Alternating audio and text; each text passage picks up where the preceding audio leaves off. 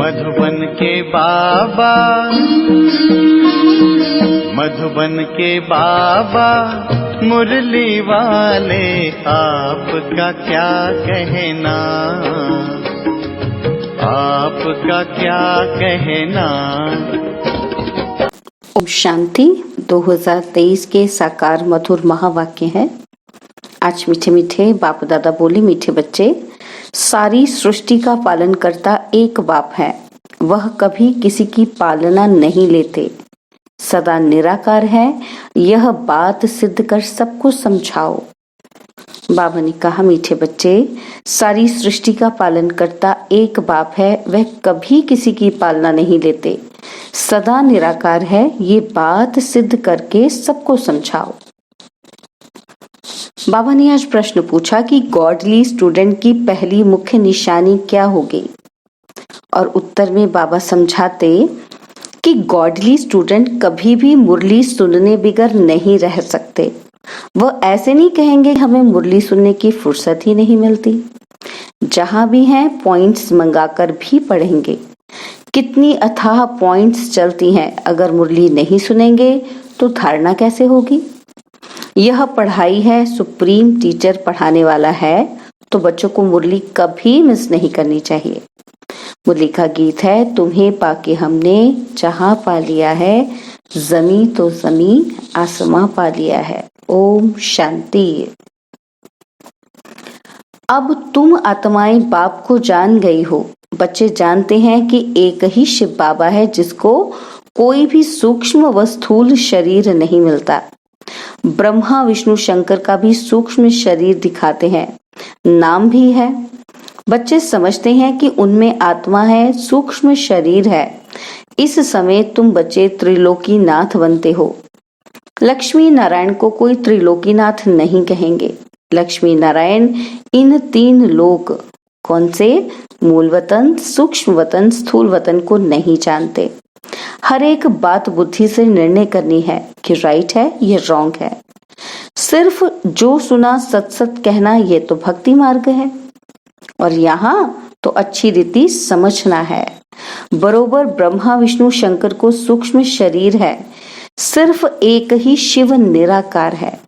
मंदिर तो उनके अनेक प्रकार के बने हुए हैं और नाम भी अनेक प्रकार के रख दिए हैं। ढेर मंदिर हैं जहाँ लिंग रखा रहता है। बॉम्बे में है, उसको बाबूरी नाथ कहते हैं, है तो एक शिव। विलायत आदि तरफ भी बहुत नाम रखे हुए हैं। अभी बच्चे जानते हैं कि हम आत्मा है। परमपिता परमात्मा हम बच्चों को समझा रहे हैं, तीनों लोगों का ज्ञान दे रहे हैं। इस समय ही तुम त्रिलोकीनाथ हो, क्योंकि तुम जानते हो। जब तक कोई जाने नहीं तो नाथ कैसे बन सकते। सिर्फ ब्रह्मा की औलाद ब्राह्मण ही त्रिलोकीनाथ हैं, जिनको तीनों लोगों की नॉलेज है। नॉलेजफुल ब्लिसफुल बाप है। वह निराकार बाप हमको नॉलेज दे रहे हैं। कोई साकार मनुष्य को गॉड नहीं कहा जा सकता, यहाँ तो सर्वव्यापी कह देते हैं। अभी तुम बच्चे समझ गए हो कि गॉड फादर एक ही निराकार शिव है, जिसकी पालना भी नहीं होती है और सभी की पालना होती है। आत्मा छोटे शरीर में आती है, गर्भ में तो अपना अंगूठा चूसती है। शिव बाबा को अंगूठा ही नहीं जो चूसना पड़े।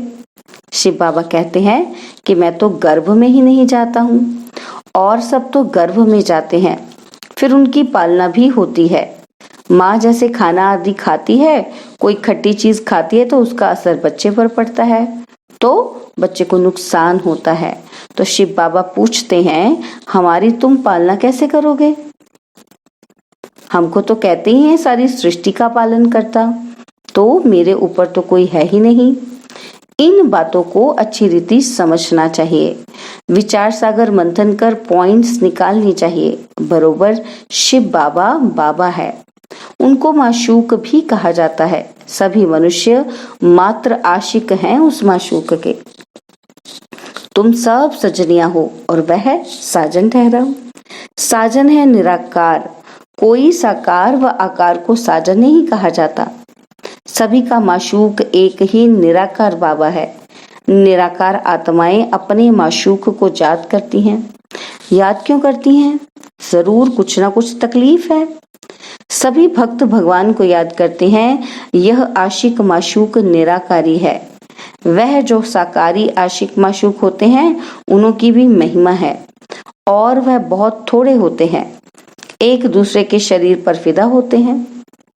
उनका कोई विकार के लिए प्यार नहीं होता, सिर्फ एक दो को देखते रहते। देखने बगैर सुख नहीं आएगा। शरीर को याद करते हैं। कहाँ भी बैठे रहेंगे, समझेंगे कि हमारे सामने माशूक खड़ा है। उनको साक्षात्कार होता है क्योंकि वह पवित्रता का प्रेम है। शरीर की भी शोभा होती है ना, तो विकार के लिए नहीं, एक दो को देख खुश होते हैं। खाते हुए उनकी याद आई, बस खाना भूल जाएगा, उनको ही देखते रहेंगे। वह भी थोड़े होते हैं। यहाँ तो सभी के सभी आशिक है और उस माशूक के, किसके? शिव बाबा के। परंतु कितने थोड़े सच्चे आशिक बनते हैं। शिव बाबा के तो बहुत थोड़े आशिक बनते हैं जो पास विद ऑनर्स होते हैं। तो 8 दानों की कितनी महिमा है। तो जब भक्तों को भगवान मिला है तो उनको कितना याद करना चाहिए। बाप कहते हैं, बच्चे निरंतर मुझे याद करो क्योंकि मेरे से तुमको बहुत सुख मिलता है। वह तो करके अल्पकाल का सुख मिल जाता है और आपस में बहुत लव रहता है, और यह फिर है बेहद के बाप से बेहद का लव। बेहद का प्यार एक में रहता है। बच्चे जानते हैं उनका कोई शारीरिक नाम नहीं है। विष्णु के 2 रूप, लक्ष्मी नारायण की जरूर डिनाइस्टी होगी और सतयुग आदि में लक्ष्मी नारायण का राज्य होगा तो प्रजा भी जरूर होगी। बुद्धि भी कहती है कि सतयुग आदि में इतने होंगे, फिर वृद्धि होती जाएगी। सतयुग आदि में लक्ष्मी नारायण का राज्य था। बरोबर यमुना के कंठे पर राधे कृष्ण की राजधानी थी। गंगा यमुना आदि यह तो बहुत नदियां हैं, नदी किनारे रहते थे। यह जो दिखाते हैं कि सागर में द्वारिका डूबी आदि, ऐसी कोई बात नहीं।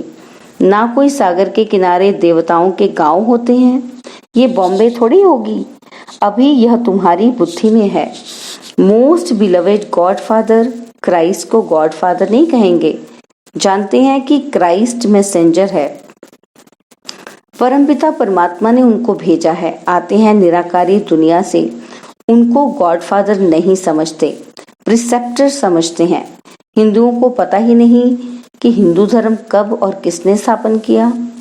हिंदू धर्म तो है ही नहीं। आदि सनातन देवी देवता धर्म है। आदमशुमारी जनगणना में अगर हमसे पूछते हैं तो हम कहेंगे हम तो ब्राह्मण हैं। इस समय हम कोई हिंदू थोड़ी ही हैं, और इस समय हम हैं ही ब्रह्मा मुख वंशावली ब्राह्मण।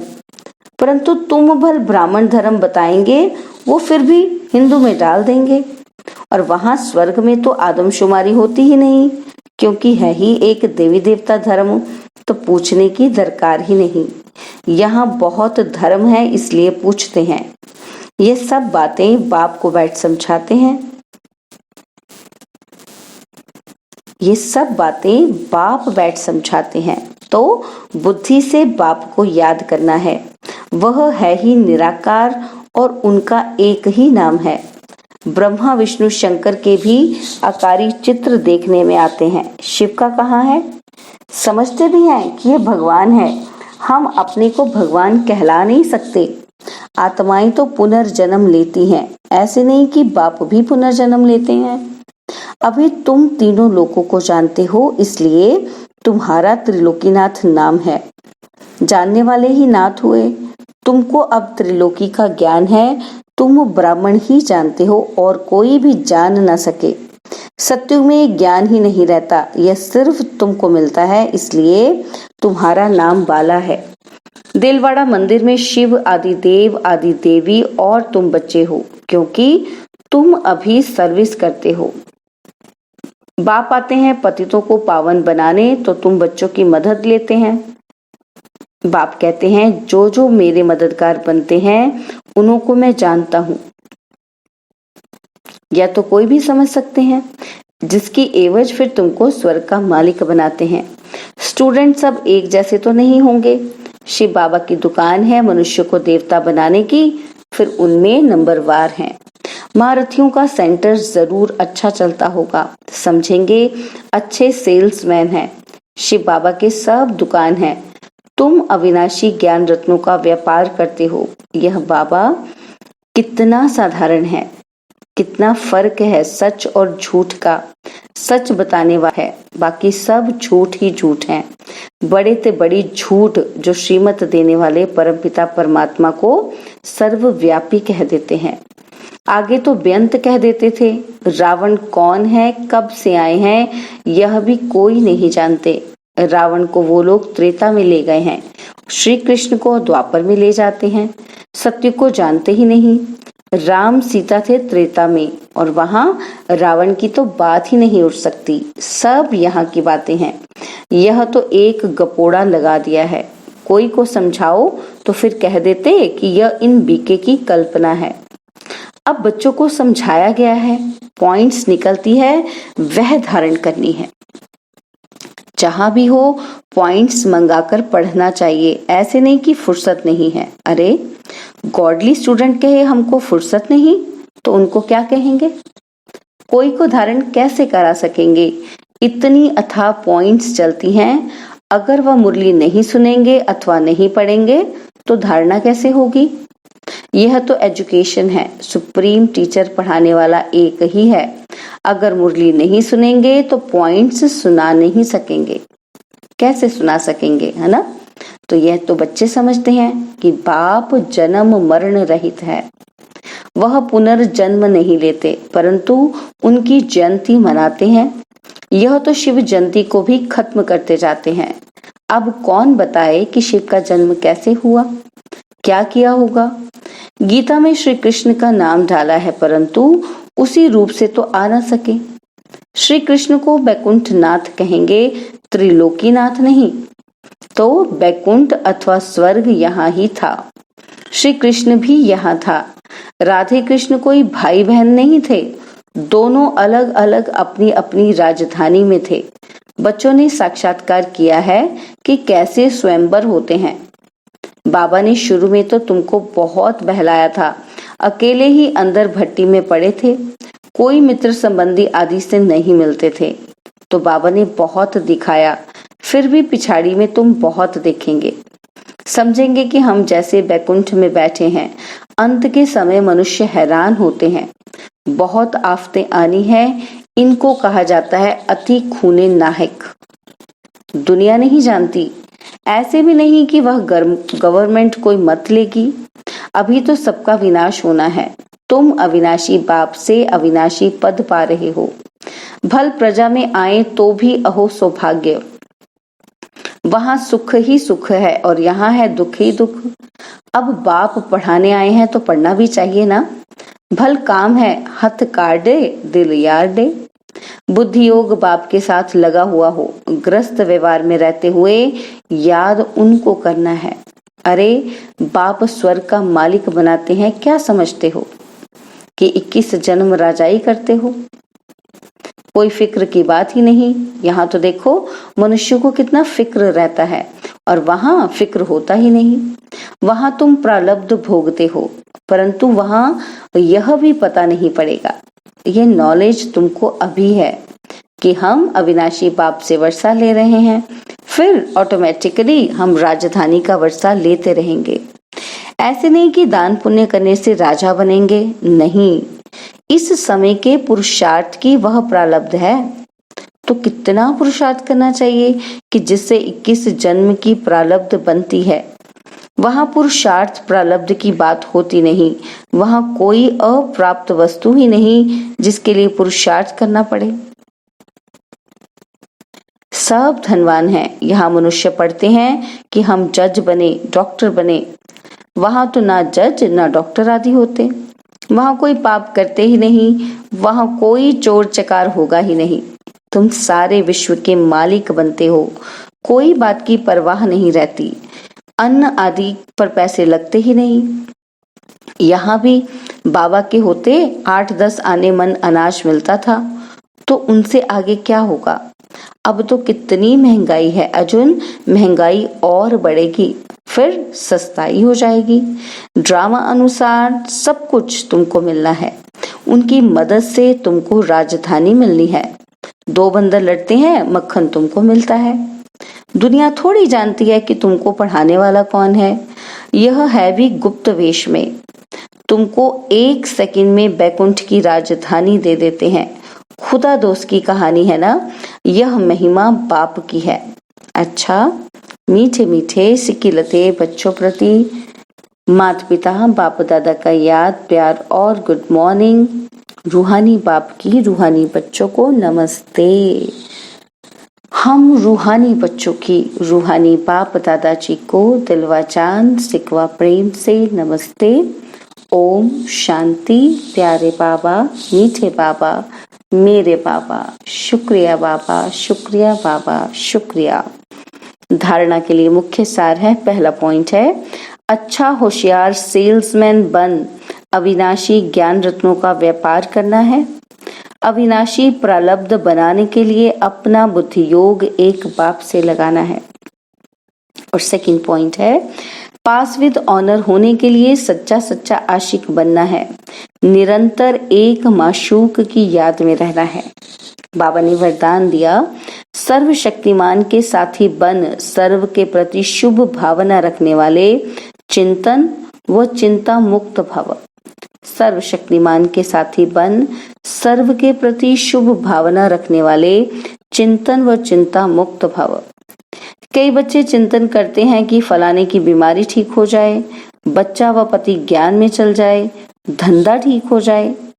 ये भावना तो अच्छी है, लेकिन आपकी ये चाहनाएं पूर्ण तब होंगी जब स्वयं हल्के हो बाप से शक्ति लेंगे। इसके लिए बुद्धि रूपी बर्तन खाली चाहिए। सभी का कल्याण चाहते हो तो स्वयं शक्ति रूप बन सर्वशक्तिमान के साथ साथी बन शुभ भावना रख चलते चलो। चिंतन व चिंता मुक्त बनो, बंधन में नहीं फंसो। स्लोगन है, जो प्रश्नों से पार रहते हैं वही सदा प्रसन्न चित्त रहते हैं। जो प्रश्नों से पार रहते हैं वही सदा प्रसन्न चित्त रहते हैं। ओम शांति। और अब यह एक बहुत अच्छी वीडियो भी जरूर देखें।